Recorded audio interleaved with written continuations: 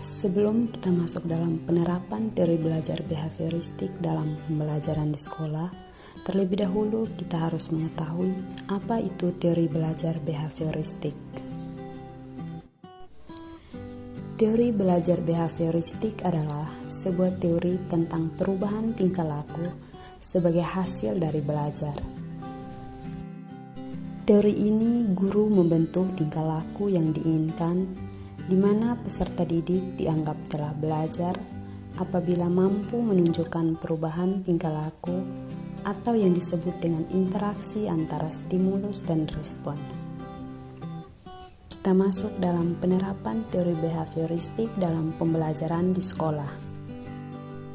Yang pertama, guru harus menyusun materi atau bahan ajar secara lengkap, dimulai dari materi sederhana sampai ke yang lebih kompleks. Yang kedua, guru lebih banyak memberikan contoh berupa instruksi selama mengajar. Yang ketiga, saat guru melihat ada kesalahan, baik pada materi pembelajaran maupun pada siswa, maka guru harus segera memperbaikinya. Keempat, guru memberikan banyak drilling dan latihan agar terbentuk perilaku atau pembiasaan seperti yang diinginkan. Yang kelima, evaluasi berdasarkan perilaku yang terlihat. Yang keenam, guru dituntut memiliki kemampuan memberikan penguatan atau yang disebut dengan reinforcement, baik dari sisi positif dan negatif. Teori belajar kognitif menjelaskan belajar dengan berfokus pada perubahan-perubahan proses mental internal yang digunakan dalam upaya memahami dunia eksternal. Proses tersebut digunakan mulai dari mempelajari tugas-tugas sederhana hingga yang kompleks.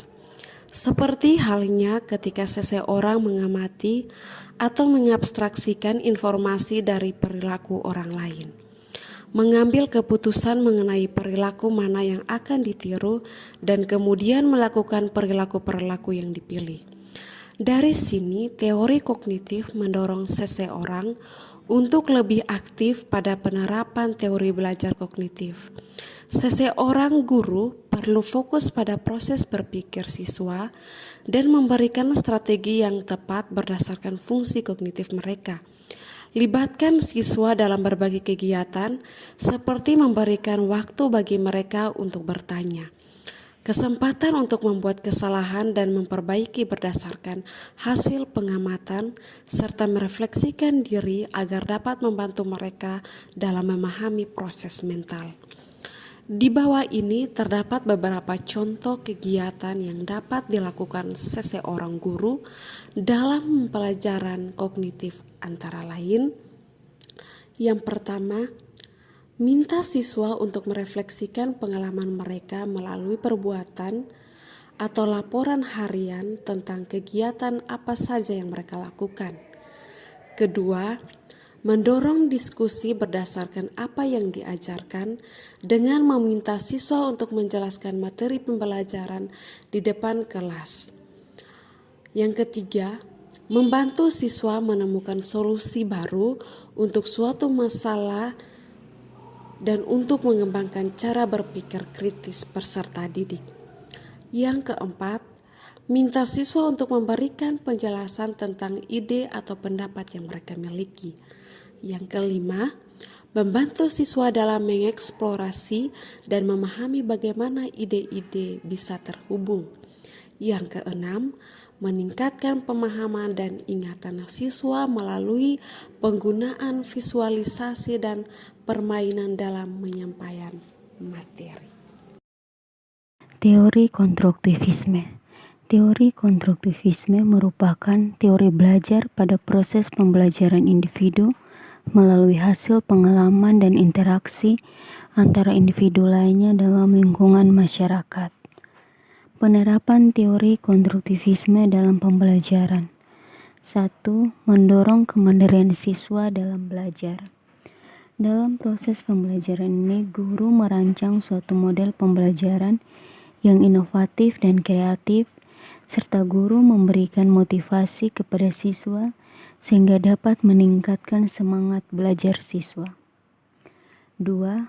Guru mengajukan pertanyaan terbuka dan memberikan kesempatan kepada siswa untuk merespon. Dalam hal ini, di mana guru melihat bagaimana cara siswa merespon atau menjawab pertanyaan yang diajukan, dan guru dapat menilai sejauh mana kemampuan siswa dalam menanggapi informasi yang diterimanya. 3. Mendorong siswa berpikir tingkat tinggi. Dalam proses pembelajaran ini, guru memberikan tantangan baru kepada siswa untuk merangkum dan menganalisis konsep-konsep dari berbagai sumber yang digunakan, contohnya dari buku ataupun jurnal. 4. Siswa terlibat aktif dalam dialog diskusi antara guru dan siswa. Dalam proses pembelajaran ini, guru memberikan rangsangan kepada siswa sehingga siswa dapat bereaksi dalam diskusi. Selain itu, guru memberikan penguatan kepada siswa sehingga siswa tidak merasa takut untuk menyampaikan pendapatnya. 5.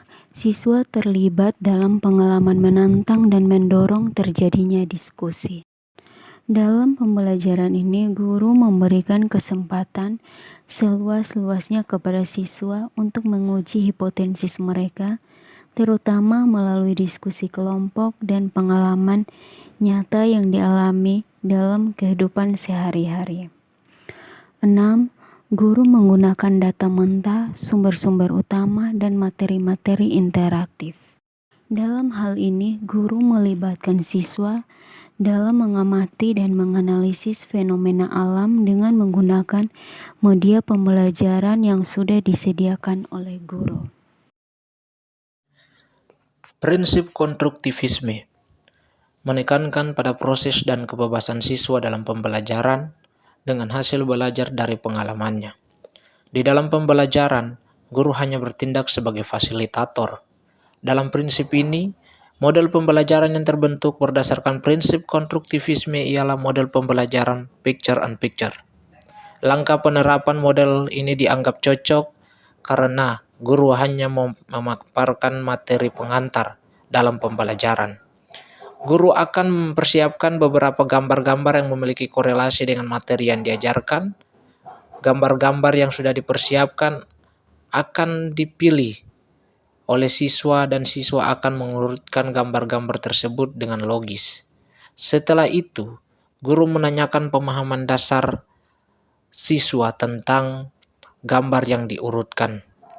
Kemudian, guru memberikan penguatan sesuai dengan kompetensi yang ingin dicapai dalam pembelajaran.